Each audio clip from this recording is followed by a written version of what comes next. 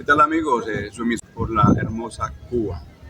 Y hoy nos encontramos con Jaime Gracián, que es el manager del Septeto Habanero, una de las agrupaciones icónicas de esta bella isla. Bienvenido a su emisora. Muchas gracias por la invitación.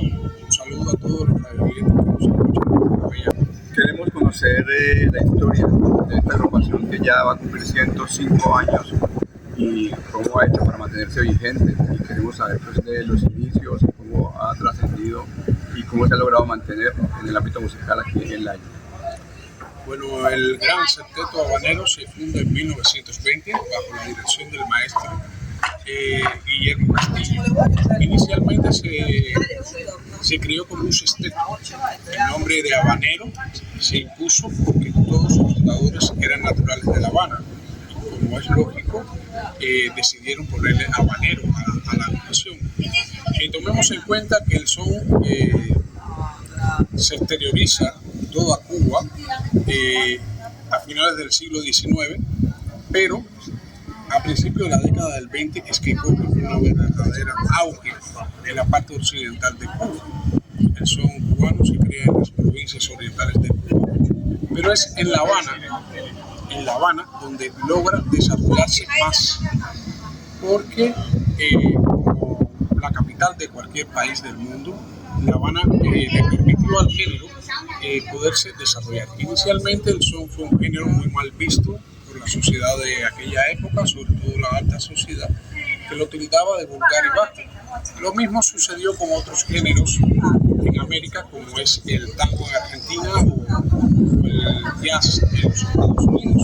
El son no fue ajeno a estos cuestionamientos de la alta sociedad de aquella época, de principios del siglo XX. Ya en la década del 20 apareció el Septeto Habanero, lo dijo el narrador Alejo Carpentier en su libro Música en Cuba. Fue el Septeto Habanero el que dio inicio al reinado del son dentro de la música cubana, poniendo fin a un periodo de norteamericanización intensiva que se vivía en Cuba a principios de los años 20. Bueno, como pioneros del son, igual nacieron como un sexteto en el año 27, ya con la inclusión de los metales. ¿A qué se dio esa necesidad, digamos, ya de incursionar en los vientos? A ver, hasta ese momento el Septeto Habanero fue el pionero de los soneros, fue la agrupación que impuso la moda de vestir de los soneros que normalmente en aquella época vestían de traje, vestían muy elegantes. Cosa curiosa porque la mayoría de estos músicos venían de origen muy humilde, pero pusieron el estándar de vestir uniformadamente y el buen vestir entre los músicos. Fue el Septeto Habanero. El Septeto Habanero, como sexteto, también fue pionero en la radio cubana. La radio en Cuba comienza en 1922. Ya en el 24, el Septeto Habanero hace su primer cambio instrumental y decide incorporar en la agrupación un contrabajo, sustituyendo la botija, que era el instrumento que hasta ese momento hacía función de bajo dentro de la agrupación. Posteriormente, en el año 1927, introducimos un cornetín, porque no tuvimos trompeta inicialmente. Introducimos un cornetín que hacía función de la trompeta en aquel momento. El trompetista que se contrató en aquel año de 1927 se llamó Rafael Hernández y fue un trompetista muy bueno. Poco tiempo después fue sustituido por otro trompetista que llegaría a convertirse en un ícono de la música cubana, que es muy conocido por todos los colombianos. Me refiero al maestro Félix Chapotín, que con apenas 16 años formó parte de las filas del emblemático Sexteto Habanero. Debemos tomar en cuenta que ya en el año 1925 fue el Sexteto Habanero la primera agrupación de sones que graba un son. Esto sucedió el 29 de octubre de 1925 para la RCA Víctor y se grabó en la ciudad de Nueva York. Los temas que se grabaron en aquel momento fue La maldita timidez, del autor Carlos Valdés Brito. Es el autor de La maldita timidez. Es un tema que evidentemente no tenía trompeta, se grabó en el año 1925.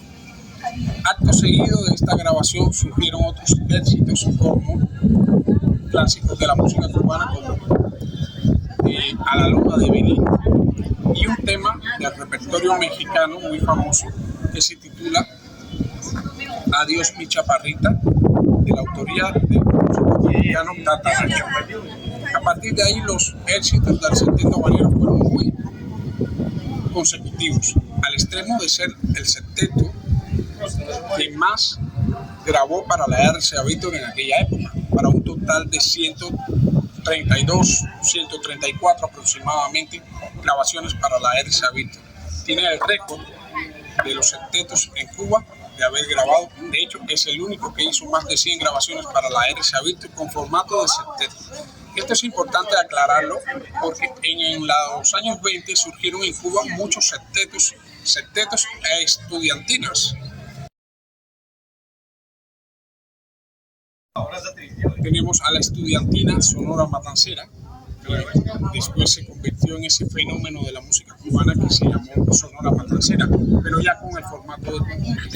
Tenemos al Septeto Nacional, tenemos al Cubano del 27, tenemos al Septeto Los Naranjos de Cienfuegos, que es de 1926, a la Estudiantina Invasora, en fin, una serie de agrupaciones con formato de septeto dieron inicio dentro de la música cubana a este fenómeno que fue el son cubano.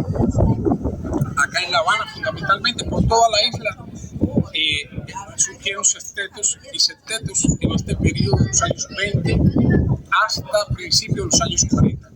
Ya en la década de los 40, la mayoría de estos septetos transformó su formato instrumental porque la sonoridad del septeto ya no podía competir con las big band y las jazz band que existían en aquella época. Aparecían muchos géneros también, estaban golpeando muy fuerte el mercado.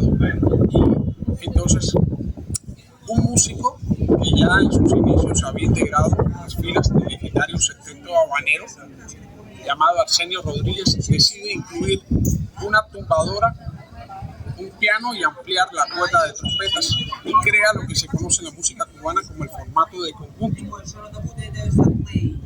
Y la mayoría de los septetos lo siguieron para poder seguir compitiendo. El septeto habanero no fue ajeno a esta tendencia y se convierte en el conjunto típico habanero, pero sigue siendo el habanero. Trabajaba con formato de septeto y de conjunto según las demandas del cliente que hiciera la contratación eventual para las presentaciones del grupo. Continuaron las grabaciones hasta hoy día. Para muchos grupos musicales mantenerse en el tiempo pues, no ha sido fácil, pero ya la longevidad de 105 años del septeto habanero, ¿a qué se debe? Bueno, desde sus inicios el septeto habanero trabajó con las nuevas generaciones.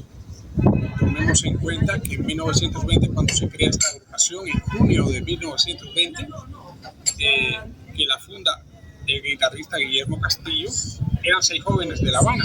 Felipe Neri Cabrera en las claves, teníamos a Carlos Godínez en el 3, Gerardo Martínez en las maracas, estaba Antonio Bacallao en la botija, Oscar Soturón en el coro. Pero de los 6 integrantes eran naturales de La Habana.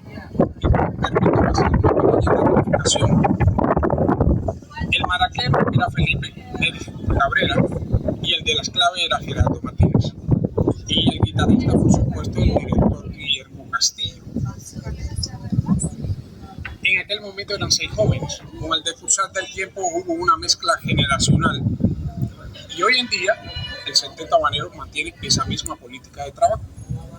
Tiene en sus filas varias generaciones de músicos. Actualmente nuestro director, el maestro Felipe Ferrer Caraballo, director del septeto habanero, tiene 85 años y es el tercero, el director. Pero nuestro bajista, el maestro Faustino Sánchez, tiene 74 años. Menelao Herrera, el percusionista, tiene 74 años. Justi, uno de los cantantes, tiene 62. Pero el resto de la agrupación Rolando Armenteros, el trompetista, tiene 38 años. Los cantantes tienen Osmel, tiene 35, Denny 23, Miguel Ángel 20, tenemos a Bombón, que es el guitarrista, que tiene 18 años. Siempre hemos mantenido una mezcla generacional que forma parte del secreto de la longevidad del Septeto Habanero. Por eso hemos podido llegar a 104 años de vida artística ininterrumpida dentro de la música cubana. También otro secreto que ha ayudado a esta longevidad es que siempre hemos contado con autores y compositores dentro de la agrupación que a lo largo de los años han enriquecido el repertorio de la misma. Basta decir temas como La Loma de Belén, Tres Lindas Cubana, Papá Montero, Elena la Cumbanchera, El Orgullo de los Soneros, o más recientemente La Calle Vapor, que es Saborcito para Gozar, El Habanero de la Escuela o Homenaje al Septeto Habanero. Basta para que el público identifique que se está hablando del Septeto Habanero, porque siempre hemos tenido una peculiaridad sonora y una personalidad tímbrica que nos ha permitido que el público bailador nos identifique desde que se escuchan los primeros acordes. Bueno, y encontramos que hay una mezcla de las nuevas generaciones y también estas leyendas que acompañan a su música. Bueno, eso quiere decir que siguen produciendo, que tienen un nuevo proyecto, una nueva producción. Internacionalmente nos mantenemos trabajando con algunas disqueras, como es el caso de la disquera colombiana Disco Fuentes, hemos grabado 2 temas para ello. El Habanero continúa haciendo producciones discográficas. Este nuevo proyecto discográfico que saldrá por los 105 años del Septeto Habanero es un álbum, va a ser un álbum doble y va a tener una mezcla de éxitos históricos del grupo con temas inéditos. Va a ser algo muy interesante y espero que les guste al público colombiano, que siempre ha sido un público muy fiel a la música cubana, y no conozco ningún colombiano que no deseara regresar a Cuba una vez que ha conocido esta bella isla.